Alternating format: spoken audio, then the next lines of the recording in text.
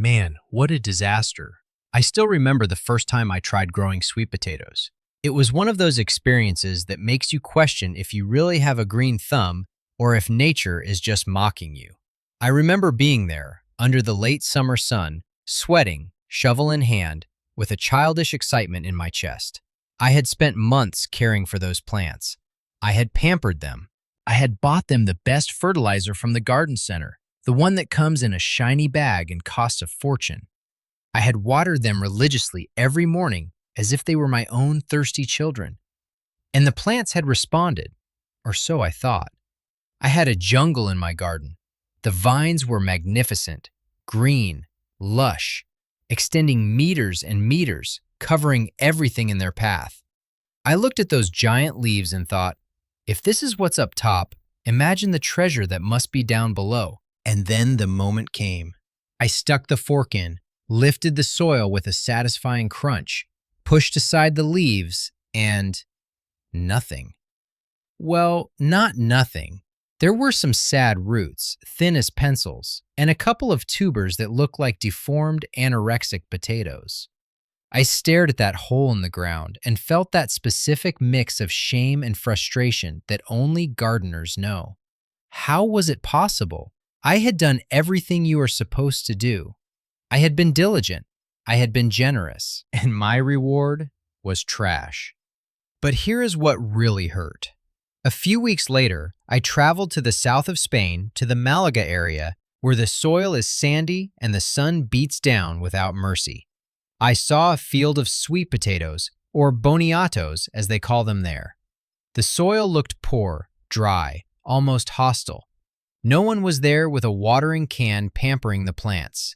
No one was throwing sacks of nitrogen at them. And yet, when I saw what they were pulling out of the ground, I couldn't believe it. They were monsters. Sweet potatoes the size of my forearm, smooth, heavy, loaded with sugar. In that moment, I understood something fundamental, something that changed my way of growing forever, and is the reason you are watching this video today. The sweet potato is a masochist. I'm serious.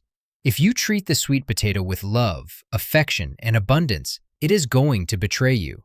If you give it an easy life, it will become lazy. But if you learn the art of calculated cruelty, if you learn to ignore it, to stress it, and to treat it with a little toughness, it will reward you with the most abundant harvest you have ever seen. Today, we are going to talk about why your diligence is killing your harvest. We are going to talk about the great fertilizer lie. We are going to talk about why the soil you prepared for your tomatoes is poison for your sweet potatoes. And above all, stay with me, because at the end, we are going to talk about alchemy. I am going to teach you how to transform a tasteless, starchy tuber into a sweet, natural candy using a trick that almost no one does at home. Forget boring textbooks. This is the war against leaves and the victory of tubers. Let's start by understanding the psychology of this plant, because yes, plants have psychology. Most people don't realize that the sweet potato doesn't actually care at all about producing tubers for you to eat. Its goal in life isn't your Thanksgiving dinner. Its goal is survival and reproduction. And this is where the trap comes in, the one I fell into and the one thousands of people fall into every year. When a sweet potato plant is living the good life, imagine it is at an all-inclusive resort. It has all the nitrogen it wants in the soil. It has fresh water served daily. The earth is rich and soft like a feather bed. The plant looks around and says, "Life is wonderful. There are no threats. There is no winter in sight. Why am I going to spend energy storing food in the basement if the supermarket is open 24 hours?" So instead of fattening its roots, which are basically its emergency pantry, it spends all its energy on looking pretty. It produces leaves, stems, mile-long vines. It expands across the surface because it has no fear of the future. The result is what happened to me. A beautiful garden on the outside and empty on the inside. Our job as smart gardeners is to be the party pooper. We have to convince the plant that the end of the world is coming. We have to create the right kind of stress, not so much as to kill it. We don't want to be sadists, but just enough for the plant to go into panic mode. We want the plant to think, wow, the soil is poor, water is scarce. This is going to get ugly soon. I better start saving all the energy I can underground, or I won't survive. That survival mechanism is what creates the giant sweet potato. And this starts with the soil. This is where I see people making the most expensive mistake. If you have a garden bed where you have been growing tomatoes, peppers, or lettuce, and you have been adding compost, manure, and improving the soil year after year, I have bad news. That soil is too good. Stay away from it. Do not plant your sweet potatoes there. Sweet potatoes hate luxury.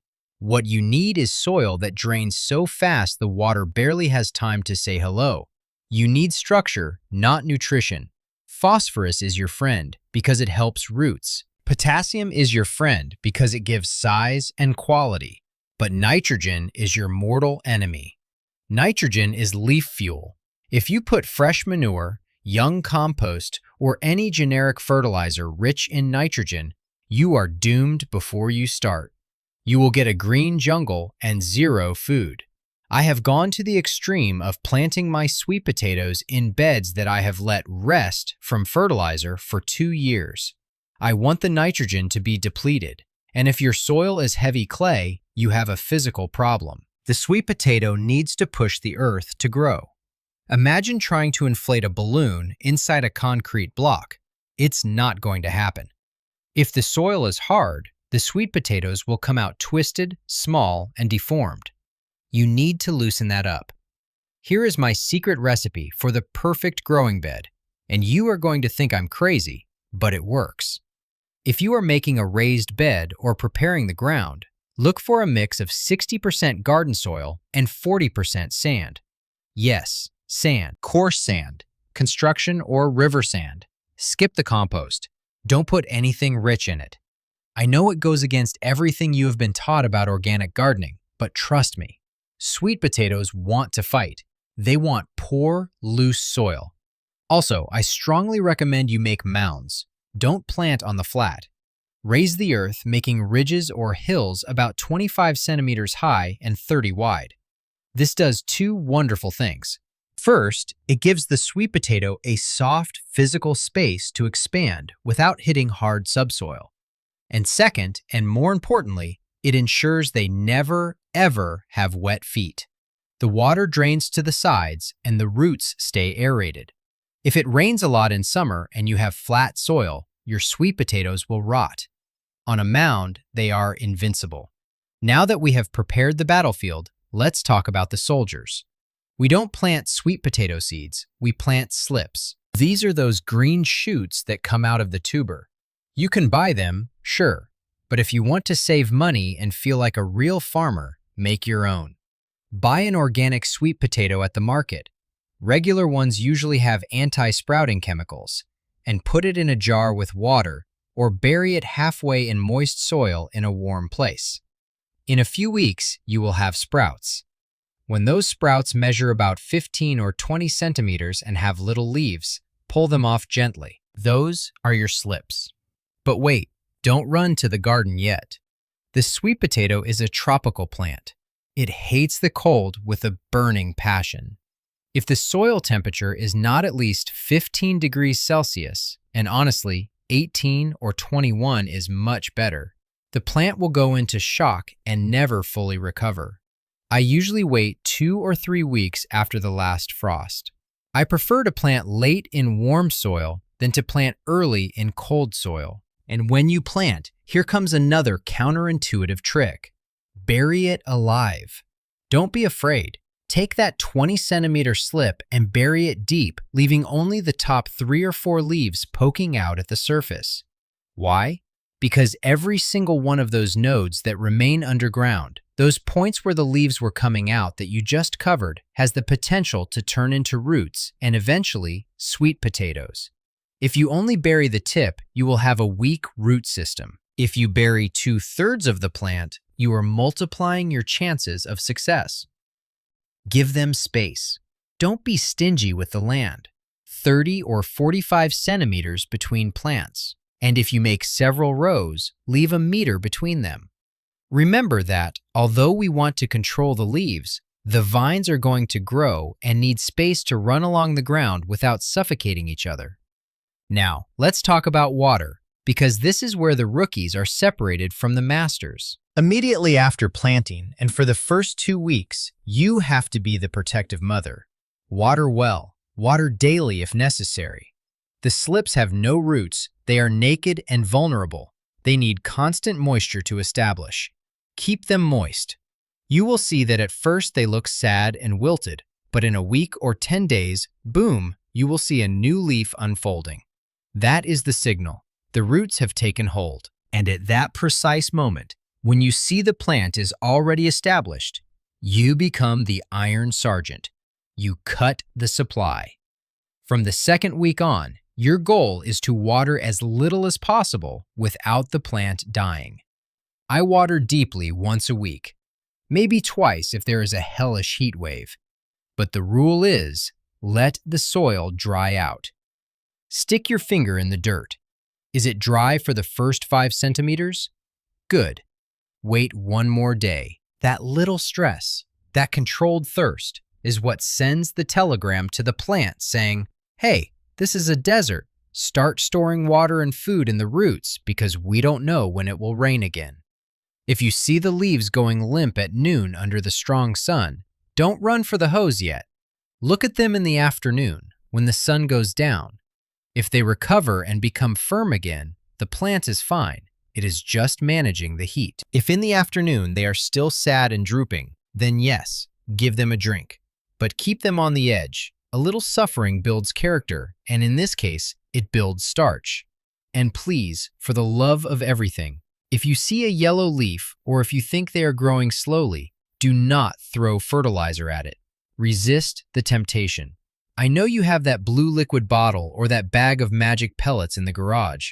Leave it there. If you give it nitrogen now, the plant will abort the mission of making tubers and go back to making leaves. You will go back to square one. If you absolutely cannot contain yourself, if your anxiety beats you, use a little wood ash or a fertilizer that has 0 nitrogen, something like 0-10-10. But honestly, my best years have been the years where I have been the laziest. Plant, water at the start, and then ignore. Benign neglect is your best tool. During the summer, the vines are going to invade everything. Let them. They are the solar panels capturing energy to send down below. Some say you have to lift them so they don't root at the secondary nodes. I have tried both things and the difference is minimal. If you have time and want to exercise, go ahead and lift them every now and then so they don't stick to the ground. But if you prefer to drink a lemonade in the hammock, your sweet potatoes will be fine regardless. The only important thing is to remove weeds at the beginning. Once the vines cover the ground, they themselves suffocate the competition. They are their own living mulch. And so the months pass. 90 days, 120 days. Summer starts to cool down. The days get shorter. And here comes the final move of our stress strategy. 3 or 4 weeks before you plan to harvest, stop watering completely. Turn off the tap. Let them go truly thirsty. This does 2 things. First, it gives the definitive signal to the plant that the cycle is over, and it must pump every last drop of energy into the tubers. And second, and very practical for us, it helps the skin of the sweet potatoes harden a bit. A tough skin means they will store better and won't peel so easily when you take them out. When to harvest? The leaves will start turning yellow. The plant will look tired. That is good.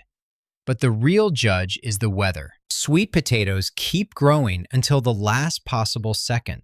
If you have a warm autumn, leave them. The longer in the ground, the bigger they get. But, and this is a big but, you have to get them out before the first hard frost. A light frost that burns the leaves isn't serious, but if the cold penetrates the soil and touches the tuber, it's over. The flesh gets damaged, becomes soft, and they will rot in a matter of days. Watch the weather forecast like a hawk. Harvest day is like an archaeological dig. Do not use a big shovel and do not dig forcefully near the plant. Sweet potatoes are treacherous. They grow far from the center. I have found huge sweet potatoes half a meter from where I planted the original slip. Use a garden fork and start digging far away, loosening the soil carefully. The skin of a fresh sweet potato is incredibly fragile. If you look at it wrong, it scratches, and a scratch is an open door for fungus and rot. Treat them as if they were glass eggs. Use your hands for the final part, digging in the loose earth like a kid looking for treasure. And believe me, when you pull out one of those 1-kilo monsters, you will feel like you found gold. Do not wash them. I know you want to see them shiny and clean for the Instagram photo, but resist. Shake off the dirt, brush off the mud with your hands, but do not wet them. Water is now the enemy of preservation. And here, my friend, is where most people make the last mistake. They harvest their sweet potatoes, go to the kitchen, put them in the oven, and disappointment. They taste like potato. They are not sweet. They are starchy, dry, tasteless. And they think, I failed. The variety was bad. You haven't failed. You are just impatient. The freshly harvested sweet potato is not sweet. It is full of starch. For it to become that sugar-dripping delight you know, it has to go through a magical process called curing. We have to convert that starch into sugar through heat and humidity. It is pure alchemy. You have to build a sauna for your sweet potatoes. You need to put them in a place where it is very hot, about 27 to 30 degrees Celsius, and there is high humidity, 80 or 90%, and they have to be there for 10 to 14 days. How do you do this at home without industrial equipment? Easy. I use a small guest bathroom. I put a small electric heater to raise the temperature and put trays with water or wet towels to saturate the air. Others use a large cardboard box with an incandescent bulb inside, which generates heat, and a glass of water, or a warm closet. Be creative. What you are looking for is that sticky, tropical environment. During those 2 weeks, miracles happen inside the tuber. Enzymes wake up and start breaking down starch chains, turning them into complex sugars. Also, any small scratch you made while harvesting heals over, and the skin becomes tough and resistant. After those 2 weeks of intensive spa, move them to a cool, dry place, about 13 to 15 degrees, like a pantry or a basement. They can last there for 6 months or more. And I'll tell you one more secret. They keep improving with time. A sweet potato that has been stored for 2 months tastes dramatically better, sweeter, more complex, with notes of caramel and honey than one you just finished curing. Patience is the secret ingredient. So there you have it. The secret wasn't working more. It wasn't spending more money. The secret was understanding that the sweet potato is a born survivor. Your job is not to be its babysitter. It is to be its demanding coach. You have to give it poor soil, plant it deep, deny it water, and ban nitrogen. You have to be a little cruel to be kind. If you do this, if you dare to ignore your overprotective instincts, I promise you that next autumn, you won't pull out pencil roots. You will pull out treasures. You will pull out real, dense, sweet food that will feed your family all winter long. And when your neighbor asks you what your secret is while looking at your giant harvests with envy, you can smile and say, I'm simply a lazy gardener.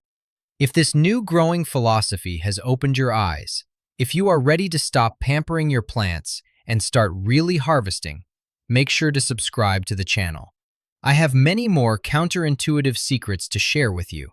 And if you have any garden disaster stories or any trick of your own to stress your plants, leave it in the comments. I love reading your battles. Thanks for watching, and remember, sometimes less is much, much more. See you in the next video.